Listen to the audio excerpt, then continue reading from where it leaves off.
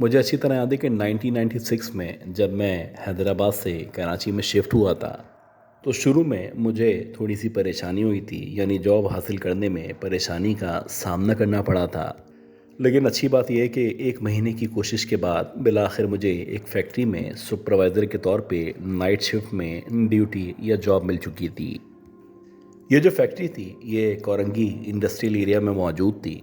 जबकि अगर आप मेरी रिहाइश की बात करें, तो मेरी रिहाइश महमूदाबाद के पास, यानी अक्सर ऐसा होता था कि जब मैं फैक्ट्री से फ्री होता, तो पैदल उस जगह, उस कमरे में आ जाता, जहाँ पे मैंने रिहाइश इख्तियार कर रखी थी।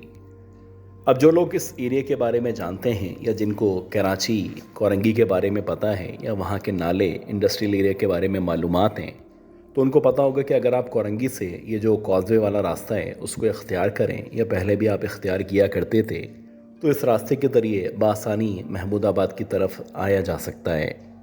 अक्सर ऐसा होता है कि जब दिन के औकात में मैं फ्री होता या मेरी ड्यूटी दिन के औकात में ख़त्म हो जाती, तो मैं इसी रास्ते से महमूदाबाद की तरफ आया करता था। लेकिन जब मगरिब हो जाती या रात के बाद का टाइम होता, अंधेरे के बाद का टाइम होता, तो मेरी कोशिश होती इस रास्ते से आने से परहेज़ करूं। खैर, कहानी कुछ इस तरह से है कि एक दफ़ा ऐसा हुआ कि मैं रात के तकरीबन 2 सवा 2 बजे जब महमूदाबाद के अंदर दाखिल हुआ, तो हमारी जो गली थी वो बहुत लंबी, बहुत पतली सी गली थी, और इस गली के बीच में, यानी इन तमाम घरों के बीच में वो जगह मौजूद थी जहाँ पे मैं रहा करता था। जब आपका घर बीच में मौजूद हो, तो ज़ाहिर सी बात है, जो साइड के घर हैं या कॉर्नर के घर हैं, आपको उनके सामने से गुज़र के अपने घर की तरफ जाना पड़ता है। खैर, जैसे ही मैं गली के अंदर एंटर हुआ, तो जो कॉर्नर वाला घर था, जो बज़ाहिर मुझे काफ़ी अरसे से खाली लगा करता था, मुझे ऐसा लगा जैसे उसके फर्स्ट फ्लोर पे, यानी गैलरी पे कोई खड़ा हुआ है, और जो भी खड़ा हुआ है उसने सफ़ेद कलर का लिबास पहन रखा है।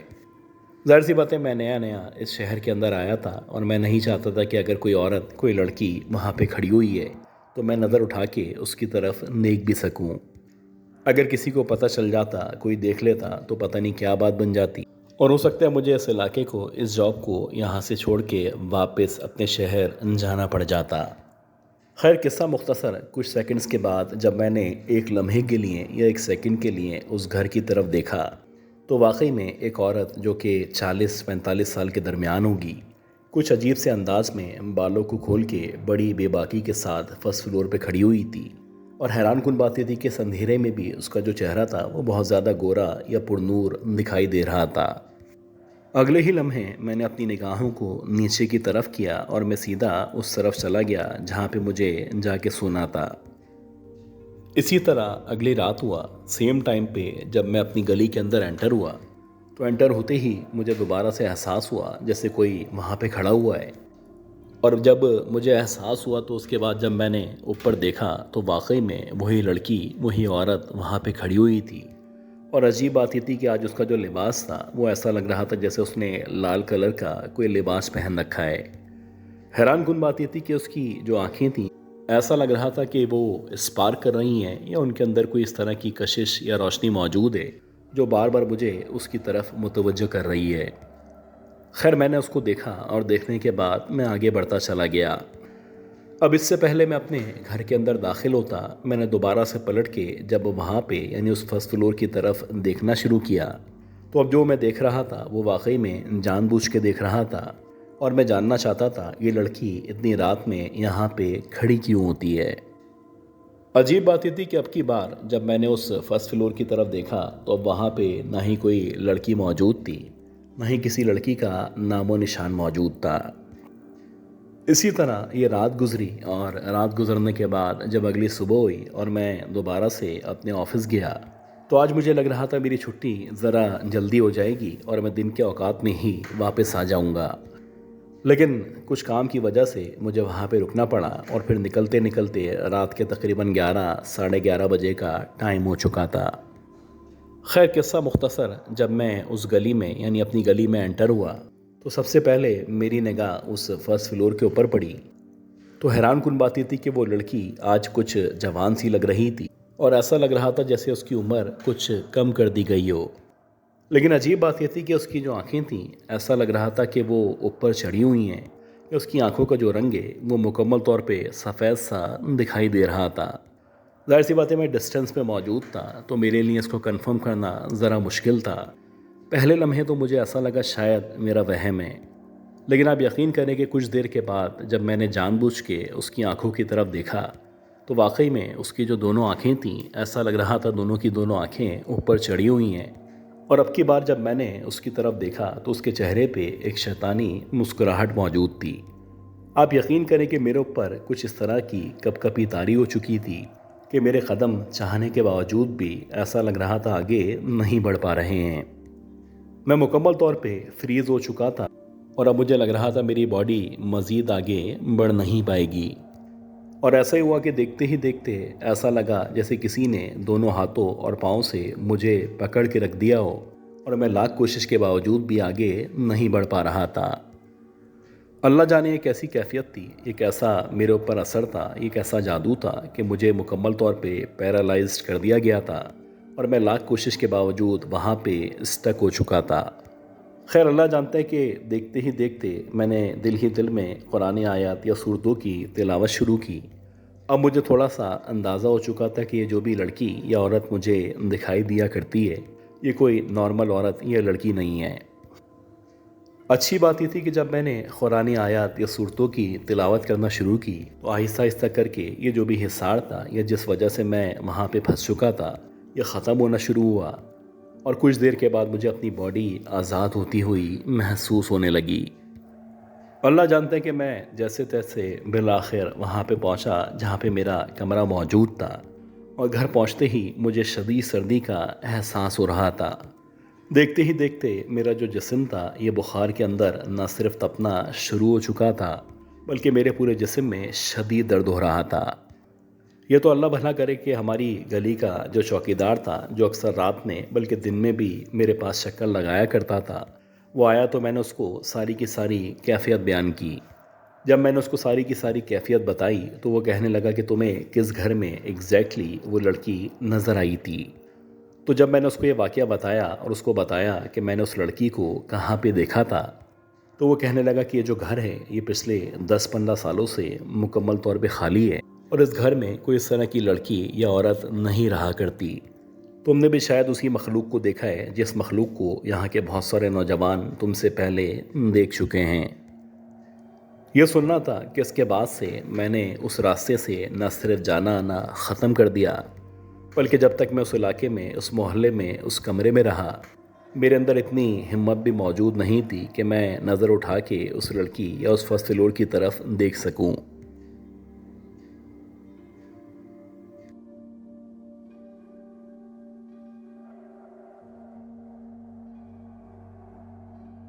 ये जो कहानी मैं आपके साथ शेयर करने वाला हूँ, ये 1999 की बात है और उस दौर में मैं एक चौकीदार के तौर पे लाहौर के अंदर काम किया करता था।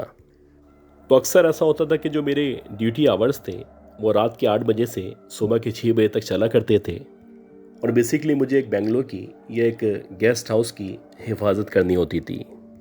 अब ये जो भी बेंगलोर था या इसके साथ जो भी गेस्ट हाउस था, इन दोनों के जो मालिकान थे वो एक ही थे और अक्सर वो मुल्क से बाहर रहा करते थे। लेकिन जब भी वो यहाँ पे आते थे या यहाँ पे मौजूद होते थे तो मुझे भरपूर तरीके से उनके साथ रहना होता था और जो भी उनके छोटे मोटे काम थे वो भी करने होते थे। तो इसी तरह एक दफ़ा ऐसा हुआ कि जो हमारे ऑनर थे वो इत्तेफाक से आए हुए थे। अक्सर ऐसा होता था कि उनको रात के औकात में यानी 1 बजे 2 बजे भूख लगा करती थी। तो वो क्या करते थे कि वो मुझे भेजते थे और लाहौर में जहाँ जहाँ पे रेस्टोरेंट्स वगैरह खुले होते हैं वहाँ से अपने लिए खाना मंगवाया करते थे। तो वैसे ही एक दफ़ा ऐसा हुआ कि रात के तकरीबन 2 सवा 2 बजे का टाइम था। इनको एकदम से भूख लगने लगी। अब उस दौर में ना ही फूड डिलीवरी का चक्कर था, ना ही इस तरह की रेस्टोरेंट हुआ करते थे। तो उन्होंने मुझे कहा कि जाओ और जाके मेरे लिए खाना ले आओ। अब इनकी बाइक मेरे पास मौजूद थी, उसमें ऑलरेडी पेट्रोल मौजूद था और अच्छी बात यह थी कि इनकी जो भी बाइक थी वो हमेशा मेंटेन हुआ करती थी, साफ़ सुथरी बाइक थी। मैंने बाइक की किक मारी और स्टार्ट करके होटल की तरफ बढ़ने लगा। अब जैसे जैसे मैं आगे बढ़ रहा था, क्योंकि सर्दियों के दिन थे, हल्की हल्की सी धुंध भी हुई थी। इत्तेफाक से एक के बाद दूसरा, दूसरे के बाद तीसरा, इस तरह मैंने 4 होटल देखे। चारों के चारों बंद हो चुके थे अब मुझे पता था कि एक होटल है जो कि आमतौर पे पूरी रात खुला रहता है, तो मैंने सोचा कि उस तरफ जाता हूँ और वहाँ जाके कुछ ना कुछ लेके आता हूँ। अब जैसे ही मैंने उस तरफ बढ़ना शुरू किया तो मेरे लेफ़्ट साइड पे बहुत सारे दरख्त मौजूद थे, जबकि राइट साइड पे मुकम्मल तौर पे घर ही घर थे। मुझे ऐसा लगा कि लेफ़्ट साइड पे जहाँ पे बहुत सारे दरख्त मौजूद हैं, दूर जहाँ पे मेरी बाइक की रोशनी पड़ रही है, शायद कोई औरत या लड़की खड़ी हुई है। और अजीब बात ये थी कि दूर से दिखने पे ऐसा लग रहा था जैसे कोई बच्ची है जो कि मुश्किल से 9 या 10 साल की है। बहरहाल जब मैं उसके बिल्कुल करीब पहुंचा तो मैंने देखा कि एक औरत है जो कि बहुत ही हसीन और जमील औरत है, और ऐसा लग रहा है जैसे वो बहुत ज़्यादा तैयार हुई हुई है। हैरानी की बात यह थी कि उसका जो कद था वो तकरीबन 4 फीट के बराबर था, और ऐसा लग रहा था जैसे उसका कद किसी भी वजह से छोटा रह गया है। अब जब मैंने उस औरत को यहाँ पे खड़े हुए देखा तो दूर दूर तक ना ही कोई बंदा मौजूद था, ना ही बंदे का नामो निशान मौजूद था।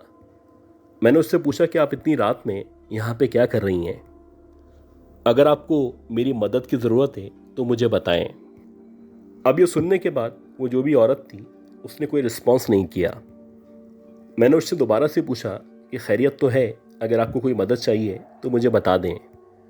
अब जब मैंने दूसरी दफ़ा उस औरत से ये बात पूछी तो उसने सामने की तरफ इशारा किया, और जब उसने सामने की तरफ इशारा किया तो जब मैंने सामने की तरफ देखा तो मैंने एक ऐसा मंज़र देखा कि जिस मंज़र को आज भी जब मैं याद करता हूँ तो ना सिर्फ मेरे रोंगटे खड़े हो जाते हैं, बल्कि मैं सोचने लगता हूँ कि अल्लाह ताला ने मुझे उस रात बचा लिया।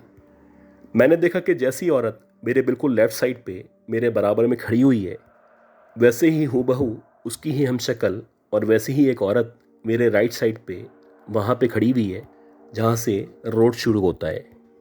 जब मैंने उस औरत की तरफ देखना शुरू किया तो उस दूसरी औरत ने सामने की तरफ इशारा किया, यानी कि एक और डायरेक्शन में उसने मुझे इशारा किया। और जब मैंने तीसरी डायरेक्शन की तरफ देखना शुरू किया तो उस तीसरी डायरेक्शन में भी आप यकीन करें हूबहू वैसे ही औरत खड़ी हुई थी, वैसे ही उसने लिबास पहन रखा था और वैसे ही हूबहू उसकी शक्ल थी। अब मुझे अंदाज़ा हो चुका था कि मैं बहुत सारे छहलावों के दरमियान फंस चुका हूँ। खैर मैंने बाइक स्टार्ट की और जितनी भी कुरानी आयत मुझे आया करती थी मैंने उनकी तिलावत शुरू की, और कुरानी आयत पढ़ते पढ़ते जैसे तैसे करके इस रोड से बाहर निकल आया। अल्लाह जानते कि जैसे तैसे मैंने अपने मालिक के लिए खाना ख़रीदा, और खाना ख़रीदने के बाद एक बहुत ही लंबे रूट से वापस आया।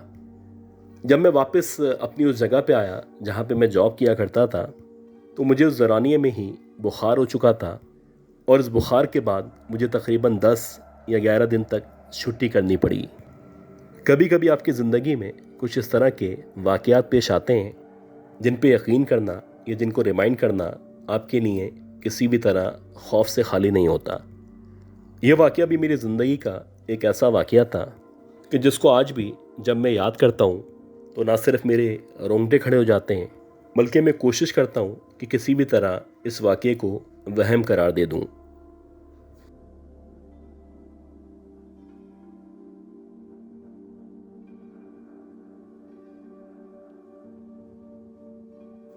ये जो कहानी है ये अब से तकरीबन 50 या 55 साल पुरानी कहानी है, और मुझे अच्छी तरह याद है कि 1970s या 71 चल रहा था। तो अक्सर ऐसा होता था कि हमें हमारे जो घर वाले हैं वो मजबूर किया करते थे कि किसी भी जगह या किसी भी इदारे में जॉब कर लो।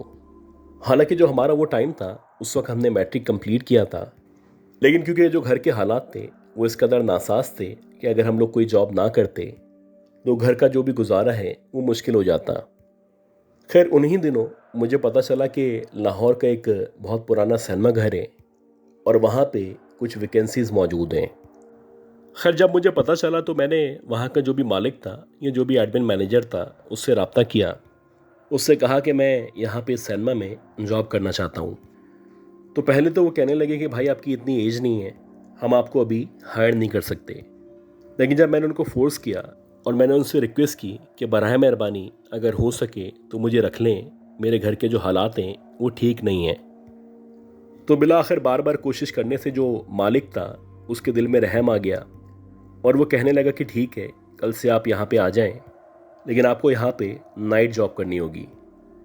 और ये जो नाइट जॉब है इसका जो टाइमिंग है वो रात के 9 बजे से सुबह के 9 बजे तक है। हमारे सिनेमा में जो आखिरी शो होता है वो रात को 9:30 बजे शुरू होता है और 12:30 1 बजे तक ख़त्म होता है। तो जब ये शो ख़त्म होगा उसके बाद ये जो सिनेमा हॉल है इसकी सफाई की जिम्मेदारी आपकी है। अब क्योंकि ये जो सैलरी दे रहे थे, ये जो भी मुआवजा था वो बड़ा ज़बरदस्त था, तो मैंने कहा कि ठीक है, रात में मैं जॉब कर लूँगा और दिन में जब मुझे टाइम मिलेगा तो जो भी मेरी स्टडीज़ है उसको कंप्लीट कर लूँगा। जब मैंने सिनेमा हॉल में रात के औकात में जॉब करना शुरू की तो शुरू के जो 2 या 3 दिन थे वो खैरियत और आफियत से गुजरे। अब 3 दिन के बाद अक्सर ऐसा होने लगा कि रात के जब 2 या 3 बजे का टाइम होता तो जाहिर सी बातें मैं वहाँ की सफाई कर रहा होता था और मैं अकेला ही उस थिएटर में या उस सिनेमा हॉल में मौजूद हुआ करता था। तो एक दफ़ा ऐसा हुआ कि रात के तकरीबन 3 साढ़े 3 बजे जब मैं सफाई कर रहा था, यानी कि जहाँ पे लोग बैठा करते हैं, मैं उस एरिया में मौजूद था, तो मुझे ऐसा लगा कि जहाँ पे स्क्रीन मौजूद है, यानी जहाँ पे पर्दा मौजूद है, उस पर्दे के सामने कोई मुसलसल वॉक कर रहा है। अब क्योंकि ये जो सामने वाला एरिया था, यानी जहाँ पे पर्दा मौजूद था, वहाँ पे लाइट्स को बंद कर दिया गया था और इक्का दुक्का लाइट्स थी जो पीछे की तरफ, यानी जहाँ पे लोग बैठते हैं, वहाँ पे जली हुई थी। पहले मुझे लगा कि शायद मेरा वहम है, मैंने मुसलसल उसको नज़रअंदाज किया, लेकिन कुछ देर के बाद जब मैंने वहाँ पे पलट के देखा तो मुझे ऐसा लगा जैसे कोई औरत है जिसने सफ़ेद कलर की साड़ी पहन रखी है, बहुत ज़्यादा तैयार हुई हुई है और ऐसा लग रहा है जैसे उसने अपने बालों को खोल रखा है। वो मुसलसल न सिर्फ वहाँ पे वॉक कर रही थी, बल्कि वॉक करने के साथ साथ वो मेरी तरफ देखती जा रही थी। हैरान कुन बात यह थी कि जैसे जैसे वो वहाँ पे टहल रही थी वैसे वैसे मुझे मुसलसल पायल या घुंघरू की आवाज़ आ रही थी। बिल्कुल क्लियरली पता चल रहा था कि इस औरत ने पायल या घुंघरू पहन रखे हैं, लेकिन सवाल ये था कि इतनी रात में ये कौन औरत है जो कि सिनेमा के अंदर मौजूद है, जबकि सिनेमा का जितना भी स्टाफ है सारा का सारा स्टाफ वापस जा चुका है और रात में इस औरत का यहाँ पे क्या काम है। खैर, मुझे लगा कि हो सकता है कि ऑनर की कोई जानने वाली हो, क्योंकि बाज़ाहिर देखने से वो बड़ी साफ़ सुथरी इलीट लग रही थी। तो मैंने उसको इग्नोर किया और जो भी मेरा काम था उसको कंप्लीट करने लगा। अब जब मेरा काम कंप्लीट होने के बाद जब मैंने दोबारा से उस पर्दे की तरफ देखा तो उस पर्दे के सामने अब कोई भी मौजूद नहीं था। खैर, जैसे तैसे करके ये रात गुजरी और जब दोबारा से अगली रात आई तो इत्तफाक से सेम टाइम था, सेम जगह थी और मैं उसी जगह पे सफाई कर रहा था। अब मुझे एकदम से दोबारा से पायल या घुंघरू की आवाज़ आना शुरू हुई। हैरान कुन बात यह थी कि आज जो पायल या घुंघरू की आवाज़ आ रही थी, ऐसा लग रहा था कि लेफ़्ट साइड से भी आ रही है और राइट साइड से भी आ रही है, यानी कि दोनों अतराफ़ में कोई ना कोई मौजूद था और जो भी मौजूद था उसने पायल या घुंघरू पहन रखे थे। खैर, जब मैंने उस तरफ नज़र डाली तो आज मैंने देखा कि एक औरत राइट साइड पे और एक औरत लेफ़्ट साइड पे मौजूद है और दोनों ने हूबहू वैसे ही कपड़े पहने, उसी तरह की साड़ी पहन रखी है, वैसे ही उनके बाल हैं और वैसे ही वो मुसलसल बढ़ती हुई एक तरफ चलती चली जा रही हैं। जैसे जैसे वो दोनों औरतें कदम रख रही थीं तो वैसे वैसे पायल या घुंघरू की आवाज़ आ रही थी। अब जब मैंने उनके चेहरों पे या उनके ऊपर गौर करना शुरू किया तो आप यकीन करें कि ये दोनों जो औरतें थीं, इनके जो चेहरे थे हूबहू वैसे ही थे। ऐसा लग रहा था दोनों डुप्लीकेट हैं या कम से कम दोनों जुड़वा ज़रूर हैं। इसी दौरानिए में जब मैंने उन औरतों के पैरों की तरफ गौर किया तो मुझे ऐसा लगा कि उन दोनों के जो पैर हैं कुछ अजीब तरीके से टेढ़े हैं, यानी कि उनकी जो उंगलियां हैं वो बज़ाहिर पीछे की तरफ लगती हैं और उनकी जो एड़ियां हैं ऐसा लग रहा है जैसे वो आगे की तरफ मौजूद हैं। अब जैसे ही मेरी नज़र उन औरतों के पैरों के ऊपर पड़ी तो मुझे थोड़ा सा अंदाज़ा हुआ, क्योंकि मैंने सुन रखा था कि अगर रात के औकात में वीरान या सुनसान जगह पे आपको कोई इस तरह की औरत नज़र आती है जिसके पाँव उल्टे हैं तो आप अंदाज़ा लगा लें कि आपका सामना जिस मखलूक से हुआ है वो यकीनन कोई चुड़ैल है या फिर पिछल पैरी है। खैर, मैं जैसे तैसे करके आहिस्ता आहिस्ता करके वापस मुड़ा और जो भी कुरानी आयत उस दौर में मुझे आया करती थी मैं उनकी तिलावत करता हुआ जैसे तैसे इस सिनेमा हॉल से बाहर की तरफ आ गया। जब मैं सिनेमा हॉल से बाहर निकला तो सामने एक बहुत बड़ा सा रोड मौजूद था। मैं तकरीबन सुबह तक, यानी जब तक फजर की अजान नहीं हुई, मैं मुसलसल वहीं पे वेट करता रहा। और जब फजर की अजान हुई तो फजर की अजान के बाद मैं दोबारा से सिनेमा हॉल के अंदर गया। खैर, अगले दिन जब मेरी दीगर स्टाफ से या जो भी सीनियर्स थे उनसे बातचीत हुई और मैंने उनसे जिक्र किया कि रात के औकात में मैंने ऐसे ऐसे दो औरतों को देखा था, तो पहले तो सब हेजिटेट कर रहे थे। लेकिन जब मैंने उनको बताया कि वाकई में मैंने ऐसा देखा है और अगर आपको भी इस बारे में कुछ मालूमात हैं तो आप शेयर करें। खैर, बमुश्किल एक शख्स था जिसने मुझे बताया कि ये जो सिनेमा है इसमें रात के औकात में, ख़ास तौर पे जहाँ पे पर्दा मौजूद है, कहा जाता है कि वहाँ पे एक चुड़ैल नज़र आती है। और ये अब से नहीं, जब से ये सिनेमा बना है उस वक्त से नज़र आया करती है। और ये भी कहा जाता है कि गए वक्तों में इस सिनेमा हॉल के अंदर किसी औरत का रेप भी हुआ था और रेप करने के बाद उसका मर्डर कर दिया गया था। तो ये भी एक पॉसिबिलिटी है कि जो लड़की या औरत नज़र आया करती है, हो सकता है ये उसकी रूह हो